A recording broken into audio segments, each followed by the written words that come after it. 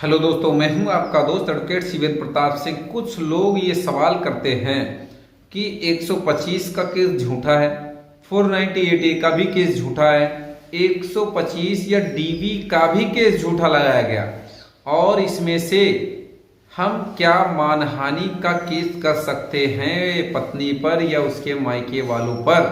तो आपको बताते चलें, चाहे 125 का केस हो, चाहे डीवी का केस हो या फिर 498A का केस हो, ध्यान रखें कभी भी किसी पे काउंटर केस करने से पहले क्या करना चाहिए इसके बारे में बताएंगे और बात करेंगे कि अलग अलग मामलों में अलग अलग चीजें निर्भर करती हैं, अलग अलग स्थिति होती है, अलग अलग सिचुएशन होते हैं। जैसे कि अगर बात की जाए डीवी का केस, आपके ऊपर फर्जी डीवी का केस हो गया, डोमेस्टिक वायलेंस घरेलू हिंसा का केस हो गया। घरेलू हिंसा का केस जैसा कि आप जानते भी हैं, पूरे परिवार का नाम, कुछ रिश्तेदारों का नाम, कुछ पड़ोसी का नाम, कभी कभी तो घर के नौकरों का नाम भी डीवी के केस में लिखा दिया जाता है। तो क्या ऐसी स्थिति में जिनके नाम लिखाए गए हैं उनका कोई अपराध नहीं है, तो क्या वो लोग भी पत्नी पर या उस महिला पर जिसने डीवी केस कराया है वो मानहानि का केस कर सकते हैं या उनके खिलाफ क्या काउंटर केस कर सकते हैं? ये ध्यान से जानने वाली बात ये है कि देखिए, जब भी डीवी का केस हो आप पहले डीवी के केस से अपना नाम हटाएं। देखिए, ध्यान रखें कि डीवी का केस लगता क्यों है या किसके ऊपर लगना चाहिए।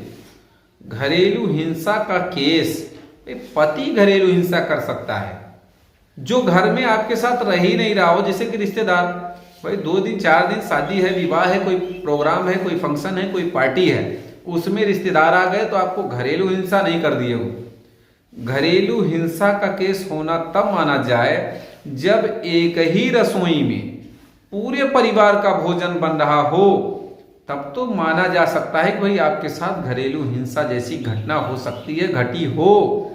अब पता चला जेठ अलग रह रहे हैं, देवर अलग रह रहा है, सास ससुर अलग रह रहे हैं, आजकल मैक्सिमम बहुएं अलग ही रह रही हैं और अलग नहीं भी अगर रह रही हैं तो मैक्सिमम घरों में खाना नौकर बना रहे हैं। अच्छा, जब खाना भी नौकर बना रहे हैं तो आपको घरेलू हिंसा क्या हो गई? खाना खाने में, खाना खाने तक में घरेलू हिंसा हो गई। भाई खाना बनाना नहीं पड़ रहा है, बर्तन मांजना नहीं पड़ रहा है, झाड़ू लगाना नहीं पड़। आजकल मैक्सिमम घरों में झाड़ू करने वाली, पोछा करने वाली, बर्तन मांजने वाली, खाना बनाने वाले भी नौकर हैं। तो कहने का मतलब आपके साथ घरेलू हिंसा क्या हो गई भाई? अगर कोई बात भी है तो वो मियाँ बीवी, पति पत्नी में भी है ना।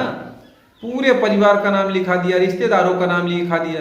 तो ऐसी स्थिति में लोगों को ये चाहिए कि अपना नाम हटवाएं। अगर नाम हटवाना है तो किस कंडीशन में हटेगा, कैसे हटेगा, कैसे कटेगा, इसके बारे में ऑलरेडी हमने वीडियो बना रखा है।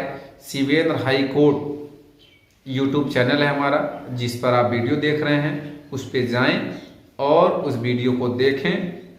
अगर ध्यान रखें, अब नाम कट जाएगा तब आप दुनिया भर के काउंटर केस कर सकते हैं। अब पति का सवाल होता है कि 125 भी दुनिया भर का झूठ है।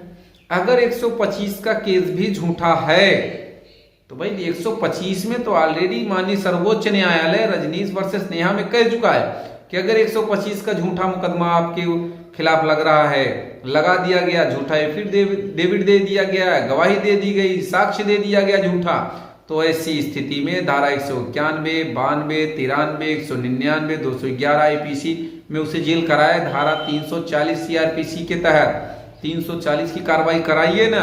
तमाम रास्ते हैं। अलग अलग केसों में अलग अलग सिचुएशन होती है, अलग अलग स्थिति होती है, अलग अलग धाराएं होती हैं। अब सवाल कर लेते हैं, बात कर लेते हैं 498A में।